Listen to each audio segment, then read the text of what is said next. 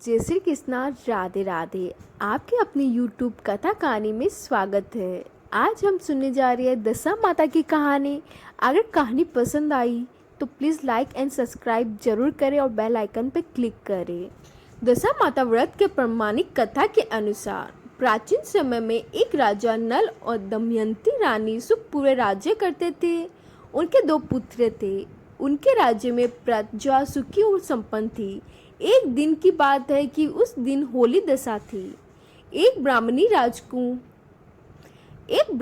राजमहल में आई और रानी से कहा, दशा का डोरा ले लो। बीच में दासी बोली, हाँ रानी साहिबा, आज के दिन सभी सुहागन महिलाएं दशा माता की पूजा व व्रत करती हैं तथा इस डोरे को पूजा करके गले में बांधती है, जिससे अपने घर में सुख समृद्धि आती है।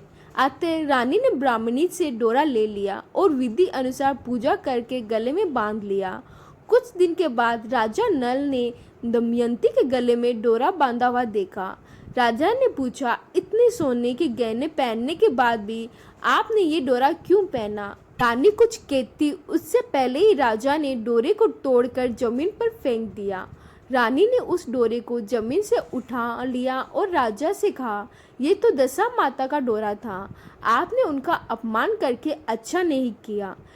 जब रात्रि में राजा सो रहे थे तब दशा माता सपने में बुढ़िया माई के रूप में आई और राजा से कहा, हे राजा, तेरी अच्छी दशा जा रही थी और बुरी दशा आ रही थी। तूने मेरा अपमान करके अच्छा नहीं किया।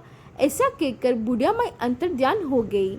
अब जैसे तैसे दिन बीतते गए, वैसे वैसे कुछ ही दिनों में राजा के ठाट बाट हाथी घोड़े लाव लसक कर धन धान्य सुख संपत्ति सब कुछ नष्ट होने लगा। अब तो भूख मरने का समय तक आ गया। एक दिन राजा ने दमयंती से कहा, तुम अपने दोनों बच्चों को लेकर अपने मायके चली जाओ।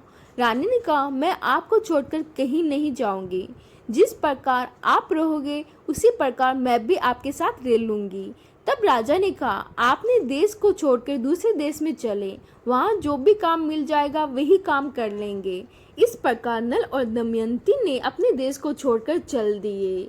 चलते चलते रास्ते में भील राजा का महल दिखाई दिया। वहाँ राजा ने अपने दोनों बच्चों को अमानत के तौर पर छोड़ दिया। आगे चले तो रास्ते में राजा के मित्र का गांव आया। राजा ने रानी से कहा, चलो हमारे मित्र के घर चले। मित्र के घर पहुंचने पर उनका खूब आदर सत्कार हुआ और पकवान बनाकर भोजन करवाया।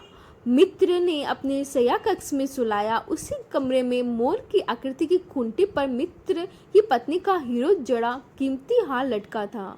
मध्य रात्रि में रानी की नींद खुली तो उन्होंने देखा कि वह बेजान खूंटी हाल को निकल रही है। ये देखकर रानी ने तुरंत राजा को जगाकर दिखाया और दोनों ने विचार किया कि सुबह होने पर मित्र के पूछने पर क्या जवाब देंगे। अतः यहाँ से इसी समय चलना चाहिए। राजा रानी दोनों रात्रि को ही वहाँ से चल दिए। सुबह होने पर मित्र की पत्नी ने खूंटी पर अपना हार देखा।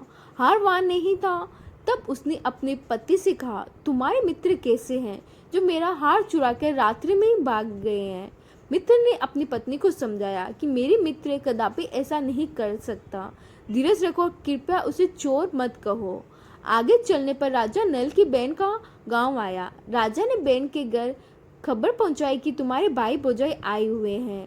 खबर देने वाले से बहन ने पूछा, उसके हाल चाल कैसे हैं? वह बोला, दोनों अकेले हैं, पैदल ही आए हैं और अब वह दुखी हाल में है। इतनी बात सुनकर बहन थाली में कांदा रोटी रखकर भैया भाभी से मिलने आई। राजा ने तो अपने हिस्से का खा लिया, परंतु रानी ने जमीन में गाड़ दिया। चलते चलते एक नदी मिली। राजा ने नदी में से मछलियां निकालकर रानी से कहा, तुम इस मछलियों को भूनो, मैं गांव से परोसा लेकर आता हूँ। गांव का नगर सेठ सभी लोगों को भोजन करा रहा था।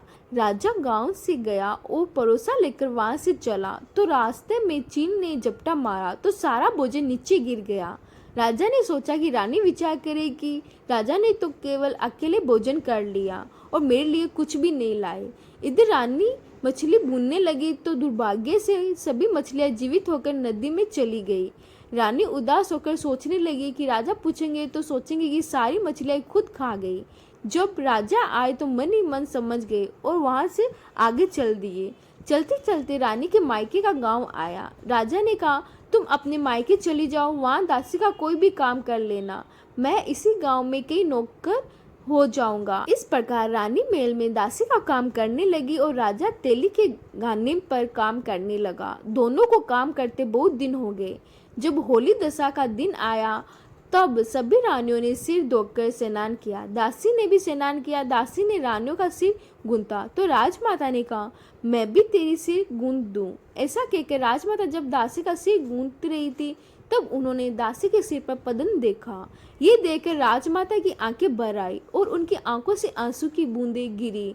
आंसू जब दासी की पीठ पर गिरे तो दासी ने पूछा, आप रो क्यों रही हो? राजमाता ने कहा, तेरी जैसी मेरी बेटी है, जिसके सिर पर भी पंच था, तेरी सिर पर भी पंच है।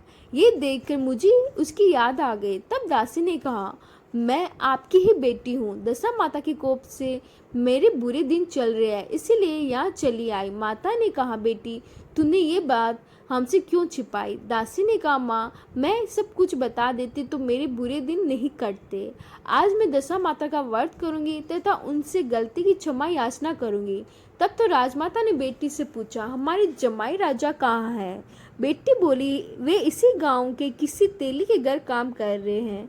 अब गांव में उनकी खोज कराई गई और उन्हें मेल लेकर आए। जमाई राजा को स्नान कराया, नए वस्त्र पहनाए और पकवान बनाकर उन्हें भोजन कराया। अब दशा माता के आशीर्वाद से राजा नल और दमयंती के अच्छे दिन लौट आए। कुछ दिन वहीं बीतने के बाद अपने राज्य जाने को कहा। दमयंती के पिता ने खूब सारा धन, लाव, लचक, हाथी, घोड़े आदि देकर बेटी जमाई को विदा किया। रास्ते में वही जगह आई जहाँ रानी ने मछलियों को भुना था और राजा के हाथ से चील के झपटा मारने से भोजन जमीन पर आ गिरा था।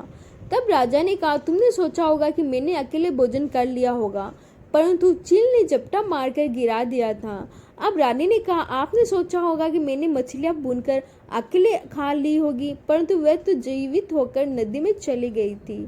चलते चलते अब राजा की बहन का गांव आया। राजा ने बहन से ये खबर भिजवा दी। खबर देने वाले से पूछा कि उसके हालचाल कैसे है।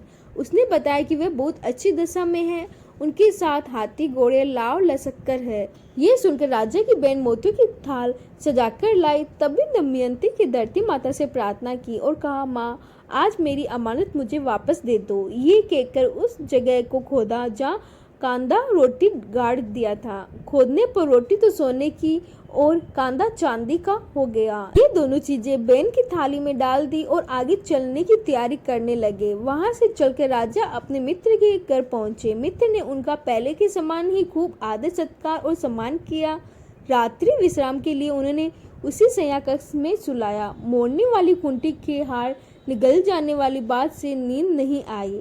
आधी रात के समय वही मोड़ने वाली खूंटी हार उगलने लगी तो राजा ने अपने मित्र को जगाया और रानी ने मित्र की पत्नी को जगाकर दिखाया। आपका हार तो इसने निगल लिया था। आपने सोचा होगा कि हार हमने चुराया है। दूसरे दिन प्रातःकाल नित्य क्रम से निपटकर वहां से वह चल दिए। वह भील राजा के यहाँ पहुंचे और अपने पुत्रों को मांगा तो भील राजा ने देने से मना कर दिया। गांव के लोगों ने उन बच्चों को वापस दिलाया। नल, दमयंती अपने बच्चों को लेकर अपनी राजधानी के निकट पहुंचे तो नगरवासी ने लाव लचक के साथ उन्हें आते हुए देखा। सभी ने बहुत प्रसन्न होकर उनका स्वागत किया तथा गाजे बाजे के साथ उन्हें मेल पहुंचाया। राजा को पहले जैसे ठाट बाट हो गया। राजा नल, दमयंती पर दशा माता ने पहले कोप किया। ऐसी किसी पर मत करना। बाद में जैसी उन पर कृपा करी वैसी सब पर करना। बोलो दशा माता की जय। बोलो जय माता दी।